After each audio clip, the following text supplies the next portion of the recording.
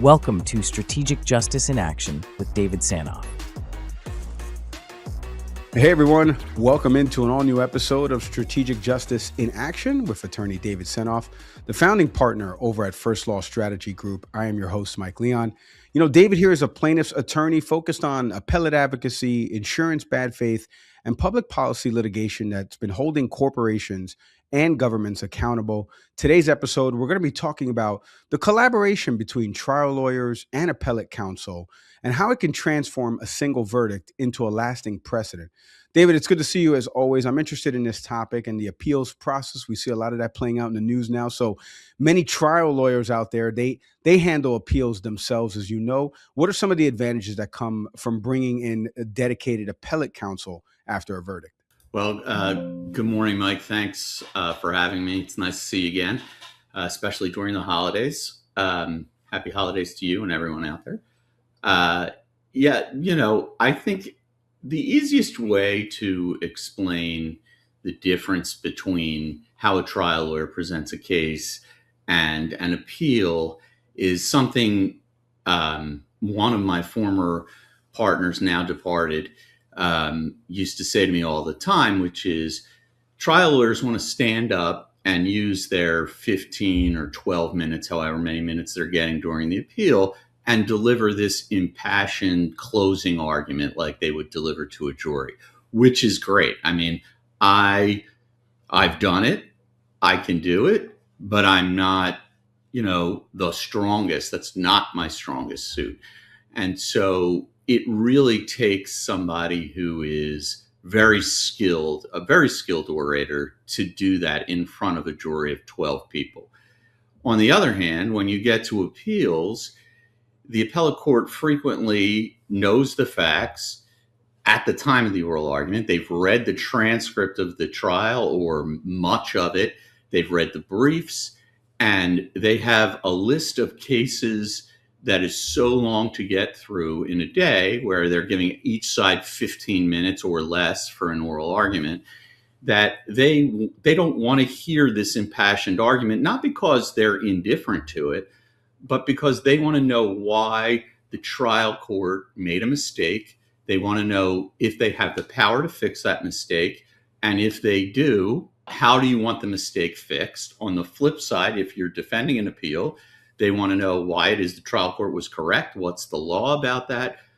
And the facts, although important, are not as important as they would be at trial, right? The idea that somebody was, for example, horribly injured or something like that is important to them, but not as important as trying to determine whether a legal mistake was made at trial that led to a verdict that the jury shouldn't have entered because, there were a bunch of legal mistakes that happened during the trial that led to that verdict. Which makes sense to me. And so let me ask you then, at what point in a case do you yourself like being looped in so you can kind of start shaping the appellate issues before that notice of appeal is even filed? So I really would prefer, I say all the time, I'd prefer to be in as early as possible.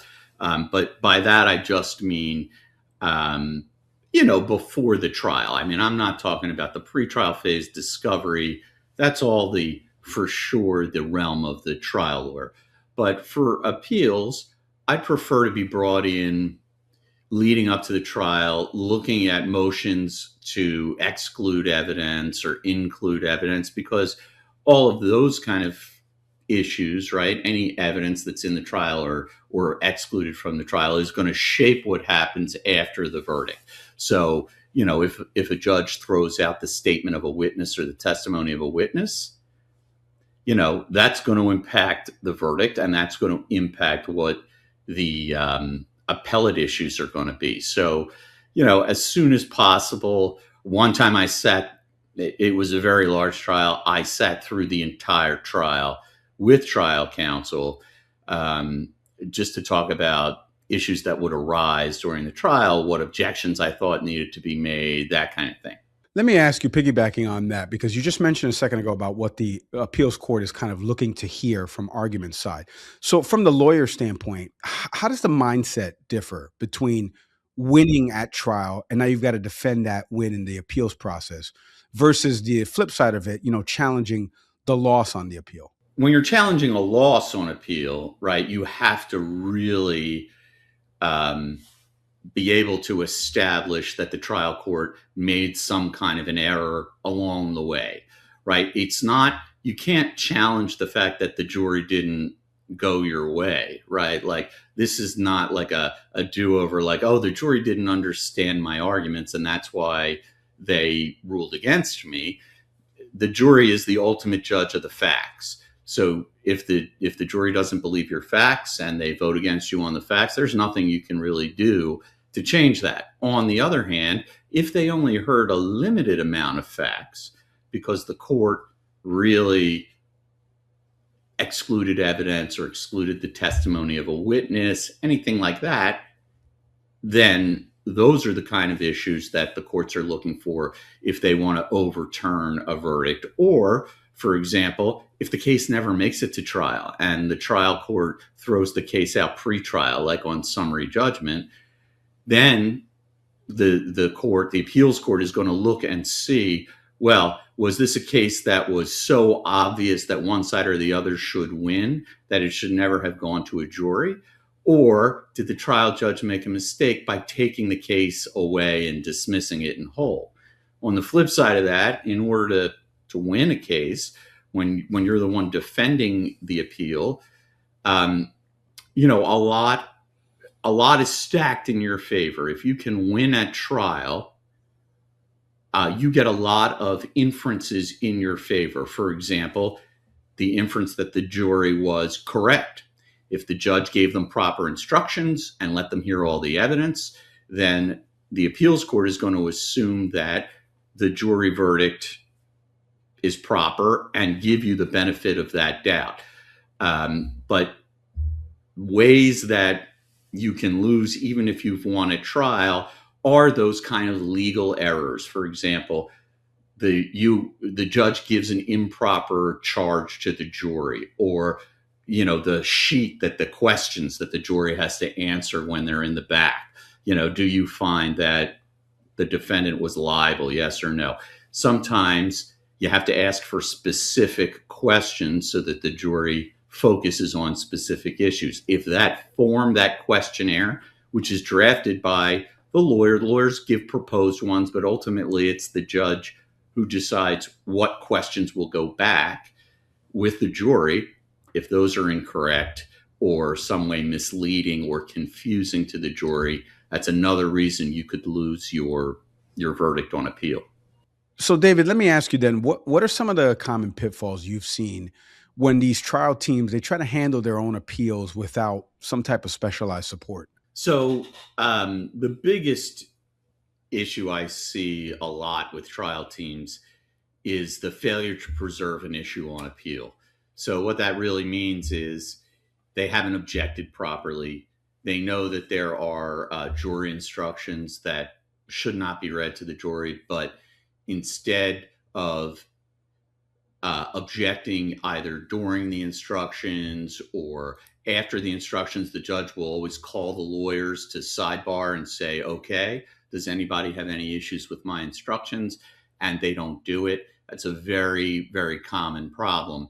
And, I often joke with people that the rules of appellate procedure, which are different than the trial rules, which are the rules of civil procedure, are nothing more than one giant waiver trap, right?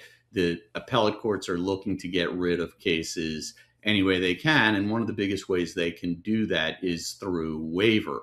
So you may think you've gone through a trial, the judge has done something completely wrong in your opinion or made some kind of mistake, but you didn't call it out, file a motion, make an objection, preserve that issue for appeal on the record. The court's just not going to hear that issue. And that sometimes is really a travesty, but happens more than you think. Some of the other things I think that trial teams will do is in the writing and preparation of briefs. The briefs are more like they're being written for the trial court. They're very fact intensive. They don't explain what the legal problems are, with the trial court's ruling or with the verdict, or why the verdict is, somehow legally flawed.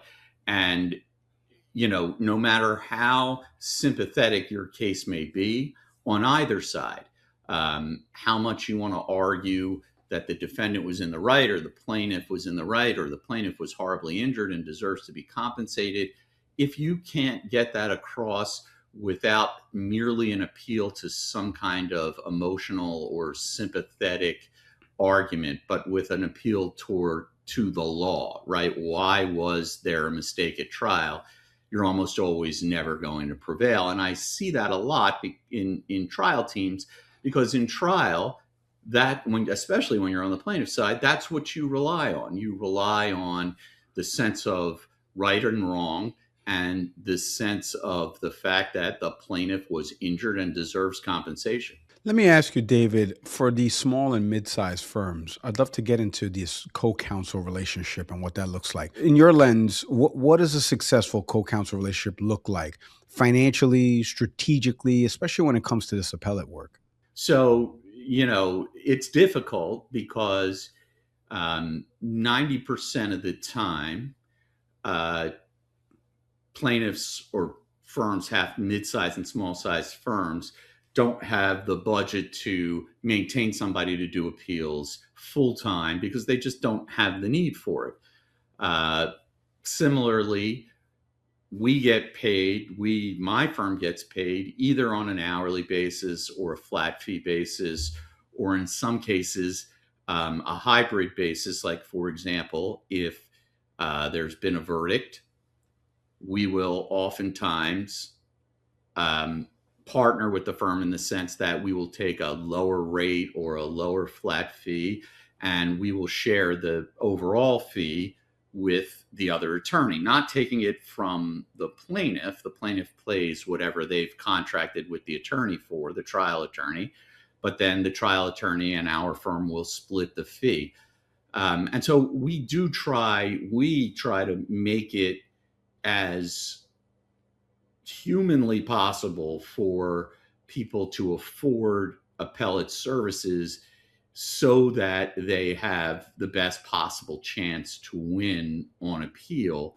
Because otherwise, I'm not saying, trial lawyers don't win appeals. Of course they do, but it is a more specialized skill, and it does, there's so many rules that it does require somebody who does it all the time and is familiar with all the little pitfalls.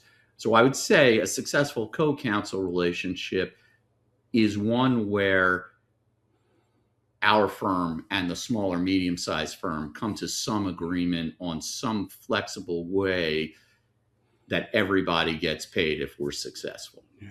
David, as we put a bow on today's episode, as you look back as well, what have you learned, or what would you advise folks out there about how to build this long-term co-counsel partnership that will strengthen future appeals? I would say, look, if you're a medium-sized or small-sized trial firm and you've, sort of dipped your toe in the appellate waters, haven't had success, but you found somebody that you like working with on appeal, either myself, somebody else, some other firm, I would say maintain that relationship, because the value of that relationship going forward, not just for one case, but for all the cases going forward, is tremendously worthwhile. I mean, I will say for our firm, people call us up all the time after they've had verdicts against them or verdicts in their favor, and ask for our cold take, if you will, on the case. What do we think the chances of success are on appeal?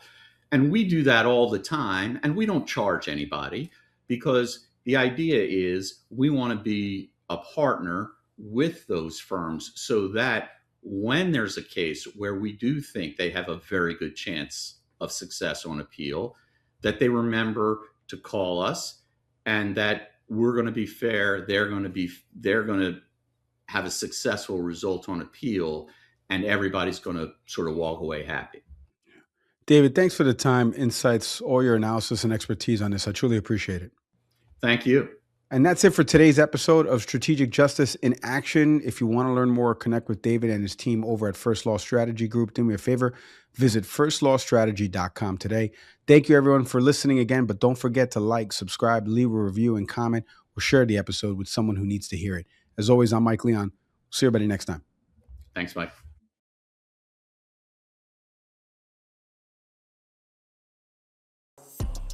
Thanks for watching. Be sure to hit that like and subscribe button and leave us a review in the comments.